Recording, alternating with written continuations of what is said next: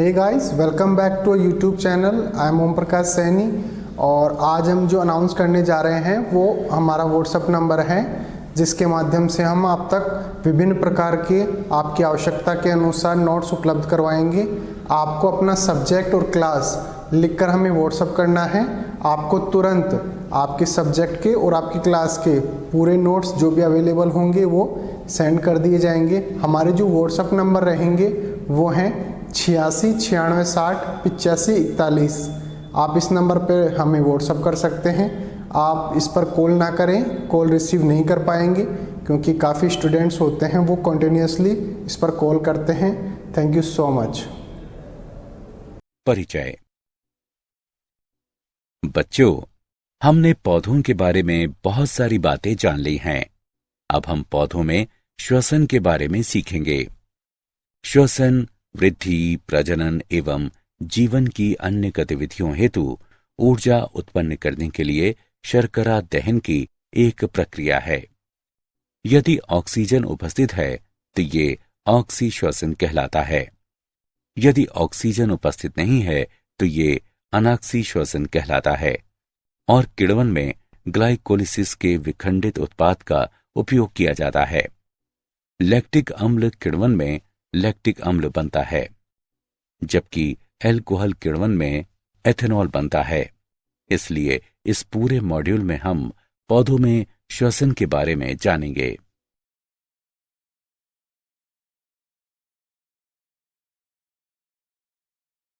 उद्देश्य। इस पाठ के अंत में आप निम्न करने में सक्षम हो जाएंगे: पौधों की सांस लेने की प्रक्रिया की चर्चा करना, ग्लाइकोलिसिस की व्याख्या करना, किण्वन के बारे में जानना, ऑक्सी श्वसन की चर्चा करना, ट्राइकार्बोक्सिलिक अम्ल चक्र की व्याख्या करना, इलेक्ट्रॉन परिवहन तंत्र यानी ईटीएस और ऑक्सीकरणी फास्फोरिलीकरण की व्याख्या करना, श्वसनीय संतुलन शीट का विचार देना, श्वसनीय अनुपात को परिभाषित करना।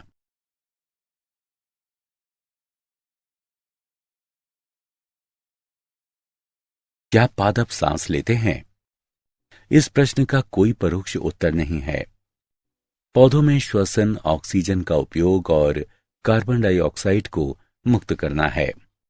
पौधे अपना भोजन बनाने के लिए भी कार्बन डाइऑक्साइड का उपयोग करते हैं और इस प्रक्रिया में ऑक्सीजन भी मुक्त करते हैं। ये प्रक्रिया प्रकाश संश्लेषण कहलाती है। पौधों में श्वसन के लिए कोई विशिष्ट अंग नहीं होते हैं, लेकिन इनमें रंध्र और वात रंध्र पाए जाते हैं।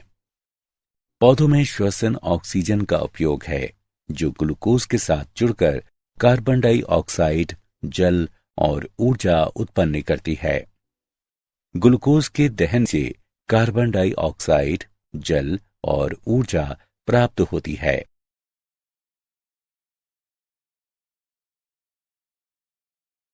ग्लाइकोलिसिस। ग्लाइकोलिसिस के दौरान एक ग्लूकोज अणु पायरुविक अम्ल में टूट जाता है और एटीपी के रूप में ऊर्जा मुक्त करता है। ग्लाइकोलिसिस के चरण। ग्लूकोज हेक्सोकाइनेज एंजाइम की उपस्थिति में एटीपी द्वारा ग्लूकोज 6 फॉस्फेट में फॉस्फरीकृत हो जाता है। इस अभिक्रिया में एक एटीपी का उपयोग किया जाता है। ग्लूकोज 6 फॉस्फेट फॉस्फोग्लूकोज आइसोमरेज एंजाइम की उपस्थिति में अपने समावयवी फ्रुक्टोज 6 फॉस्फेट में परिवर्तित हो जाता है। फ्रुक्टोज 6 फॉस्फेट फॉस्फोफ्रुक्टोकाइनेज एंजाइम की उपस्थिति में एटीपी द्वारा फॉस्फरीकृत हो जाता है। इस प्रकार फ्रुक्टोज 1,6 डाइफॉस्फेट बनता है और एटीपी के एक और अणु का उपभोग किया जाता है। अब फ्रुक्टोज 1,6 डाइफॉस्फेट एल्डोलेज एंजाइम की क्रिया द्वारा 3 कार्बन शर्कराओं डाइहाइड्रोऑक्सी एसीटोन फॉस्फेट यानी DHAP एवं 3 फॉस्फोग्लिसरल्डिहाइड यानी PGAL में 2 अणुओं में विभक्त हो जाता है। डाई हाइड्रोक्सी एसीटोन फॉस्फेट यानी DHAP ट्राइओस फॉस्फेट आइसोमरेज एंजाइम की क्रिया द्वारा PGAL में बदल जाता है। अब 3-फास्फोग्लिसरेल्डिहाइड 3-बाईफास्फोग्लिसरेट में बदल जाता है और NAD+ से NADH+H+ भी बनाता है। 3-बाईफास्फोग्लिसरेट अब 3-फास्फोग्लिसरिफ अम्ल में बदल जाता है और ये ADP से ATP भी उत्पन्न करता है। 3-फास्फोग्लिसरिक अम्ल 2-फास्फोग्लिसरेट में बदल जाता है और उसके बाद 2-फास्फोग्लिसरेट फास्फोइनोल पायरुवेट अम्ल में बदल जाता है तथा साथ ही जल मुक्त करता है और अंत में फास्फोइनोल पायरुवेट पायरुविक अम्ल में बदल जाता है और ADP से ATP भी उत्पन्न करता है।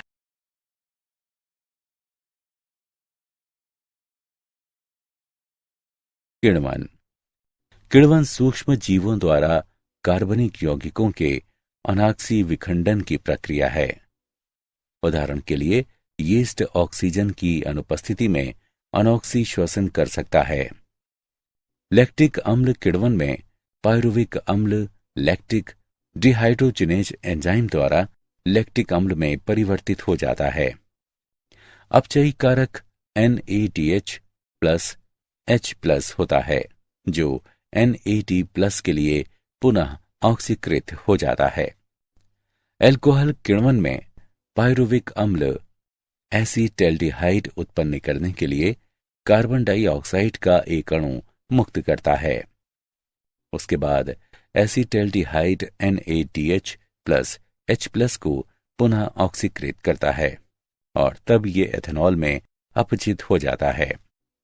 पायरुविक अम्ल डीकार्बोक्सिलेज और एल्कोहल डिहाइड्रोजिनेज एंजाइम इन अभिक्रियाओं को उत्प्रेरित करता है।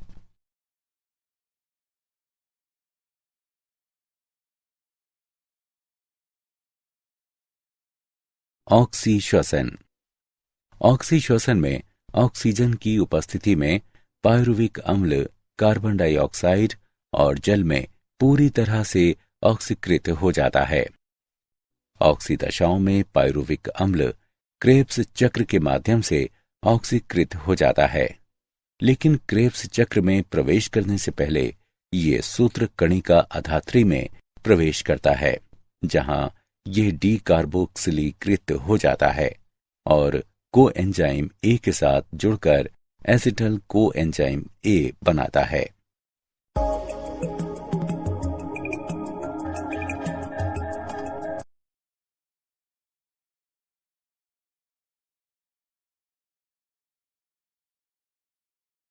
ट्राइकार्बोक्सिलिक अम्ल चक्र। ऑक्सीजन की उपस्थिति में सूत्र कणिका के भीतर संपन्न होने वाला श्वसन चक्र क्रेब्स चक्र या ट्राइकार्बोक्सिलिक अम्ल चक्र कहलाता है। क्रेब्स चक्र का प्रारंभ जल की उपस्थिति में सिट्रिक अम्ल बनाने के लिए ऑक्सेलो एसिटिक अम्ल सहित एसिटाइल COA के संघनन के साथ होता है। एकोनिटेस की उपस्थिति में सिट्रिक अम्ल सिस एकोनिटिक अम्ल में परिवर्तित हो जाता है और जल का एक अणु मुक्त होता है।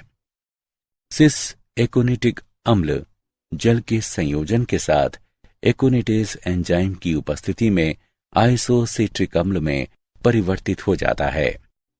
अब आइसोसिट्रेट डिहाइड्रोजिनेज एंजाइम की उपस्थिति में ऑक्सेलो सक्सीनिक अम्ल बनाने के लिए आइसोसिट्रिक अम्ल से 2 हाइड्रोजन आयन अलग हो जाते हैं। इस दौरान NADH+H+ के निर्माण के लिए ये हाइड्रोजन आयन NAD+ द्वारा ग्रहण किए जाते हैं। ऑक्सेलोसक्सीनिक अम्ल कार्बोक्सिलेज एंजाइम की उपस्थिति में डीकार्बोक्सिलीकृत होकर अल्फा कीटोग्लूटेरिक अम्ल बनाता है और कार्बन डाइऑक्साइड मुक्त होती है। अल्फा कीटोग्लूटेरिक अम्ल अल्फा कीटोग्लूटेरिक डिहाइड्रोजिनेज एंजाइम की उपस्थिति में कोएंजाइम ए के साथ अभिक्रिया करके सक्सिनाइल कोएंजाइम ए बनाता है। अभिक्रिया के दौरान कार्बन डाइऑक्साइड का एक अणु और हाइड्रोजन आयन का एक युग्म मुक्त होता है। NADH+H+ बनाने के लिए हाइड्रोजन आयन NAD+ द्वारा मुक्त किए जाते हैं। अब सक्सिनाइल CoA सक्सिनाइल थियोकाइनेज एंजाइम की उपस्थिति में सक्सिनिक अम्ल में परिवर्तित हो जाता है। अभिक्रिया के दौरान GTP से GTP निर्मित होता है। अब सक्सिनिक अम्ल सक्सिनिक डिहाइड्रोजिनेज एंजाइम की उपस्थिति में डिहाइड्रोजनकृत होकर फ्यूमेरिक अम्ल बनाता है और 2 हाइड्रोजन परमाणुओं को मुक्त करता है, जो FADH2 बनाने के लिए FAD द्वारा ग्रहण किए जाते हैं। एंजाइम फ्यूमरेज की क्रिया द्वारा फ्यूमेरिक अम्ल मैलिक अम्ल में परिवर्तित हो जाता है। मैलिक अम्ल NAD+ एवं मालेट डिहाइड्रोजिनेज एंजाइम की उपस्थिति में ऑक्सेलो एसिटिक अम्ल में ऑक्सीकृत हो जाता है। हाइड्रोजन परमाणु का मुक्त युग्म NAD+ से NADH+H+ बनाता है।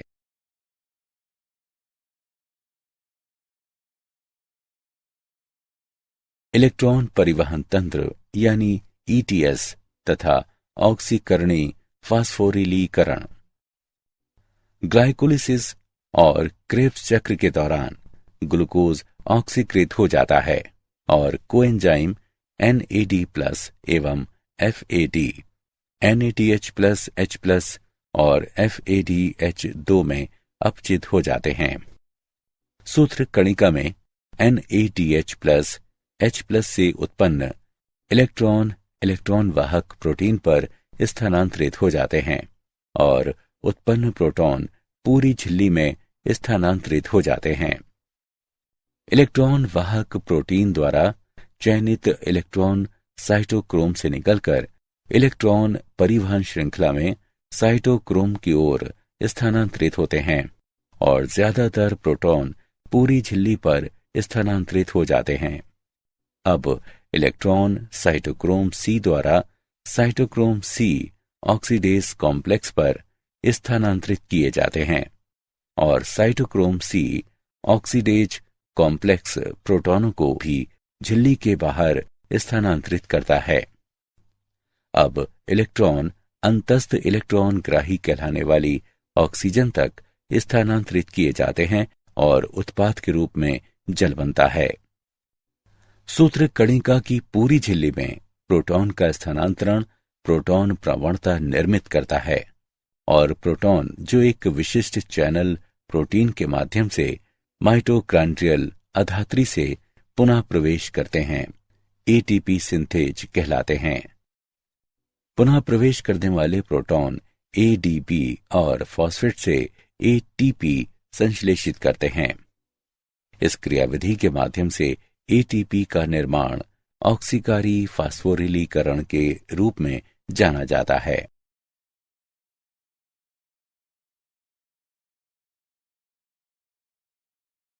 श्वसनीय संतुलन शीट। श्वसनीय संतुलन शीट का उपयोग करके हम प्रत्येक ऑक्सीकृत ग्लूकोज अणु के लिए ATP के नेट लाभ की गणना कर सकते हैं। ATP के नेट लाभ की गणना करने के लिए अभिधारणाएं। पथ नीचे दिए गए रूप में क्रमानुसार व्यवस्थित है। ग्लाइकोलिसिस, TCA चक्र और इलेक्ट्रॉन परिवहन प्रणाली। ग्लाइकोलिसिस के दौरान संश्लेषित NADH सूत्र कणिका में प्रवेश करता है, जिसका ऑक्सीकारी फास्फोरिलीकरण में उपयोग किया जाता है। ग्लूकोज के अतिरिक्त पथ में कोई अन्य यौगिक प्रवेश नहीं करता है। मध्यवर्ती पथ में किसी अन्य यौगिक को संश्लेषित नहीं करते हैं।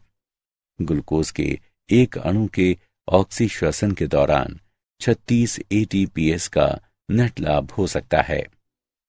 Glucose plus 6 ATP plus 36 ADP plus 36 PI से 6 CO2 plus 42H2O plus 36 ATP प्राप्त होते हैं।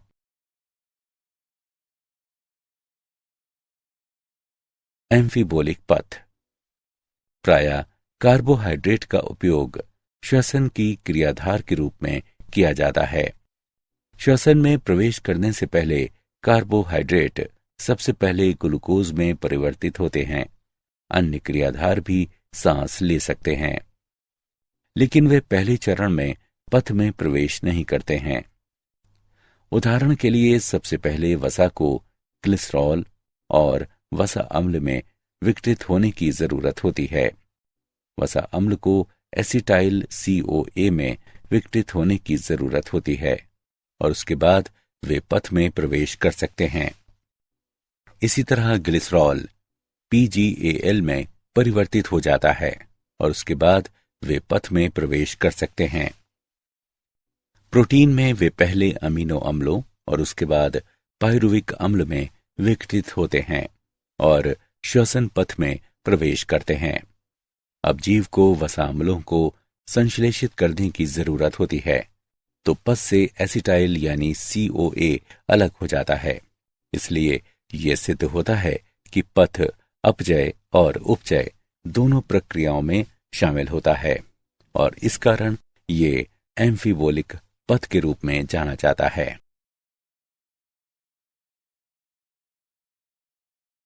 श्वसनीय अनुपात। ऑक्सी श्वसन में ऑक्सीजन का उपभोग किया जाता है और कार्बन डाइऑक्साइड बाहर मुक्त की जाती है। ऑक्सी श्वसन में मुक्त की गई कार्बन डाइऑक्साइड और उपभोग की गई ऑक्सीजन का अनुपात श्वसनीय अनुपात कहलाता है। RQ बराबर मुक्त हुई CO2 का आयतन बटे उपयोग की गई ऑक्सीजन का आयतन। श्वसनीय अनुपात का मान श्वसनीय क्रियाधार पर निर्भर करता है।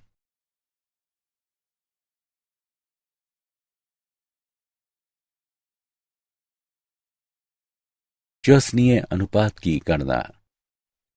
कार्बोहाइड्रेट्स के लिए C6H12OH प्लस 6O2 से 6CO2 प्लस 6H2O प्राप्त होता है। श्वसनीय अनुपात की निम्नानुसार गणना की जा सकती है। 6CO2 बटे 6O2 बराबर 1.0। वसा के लिए 2C57H110O6 प्लस 163O2 से 114 CO2 प्लस 11H2O प्राप्त होता है। श्वसनीय अनुपात 114 CO2 बटे 163O2 बराबर 0.7। प्रोटीन के लिए श्वसनीय अनुपात का मान 0.9 होता है।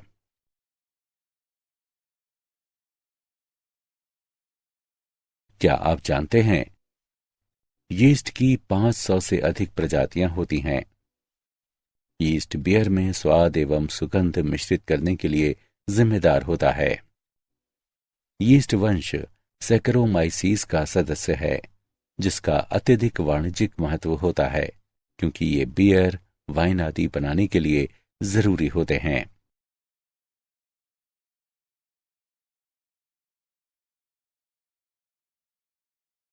सारांश।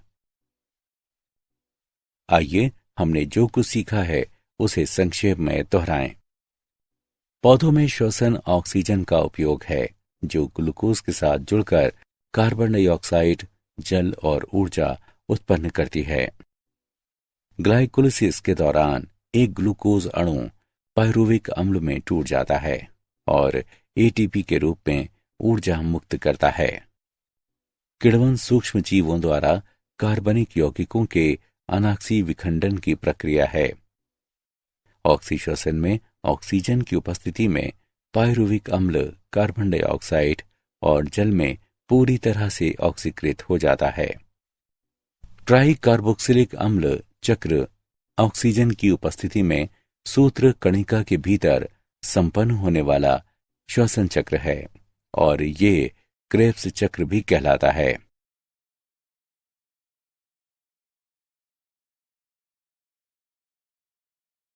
इलेक्ट्रॉन परिवहन प्रणाली के माध्यम से एटीपी का निर्माण ऑक्सीकारी फास्फोरिलीकरण कहलाता है।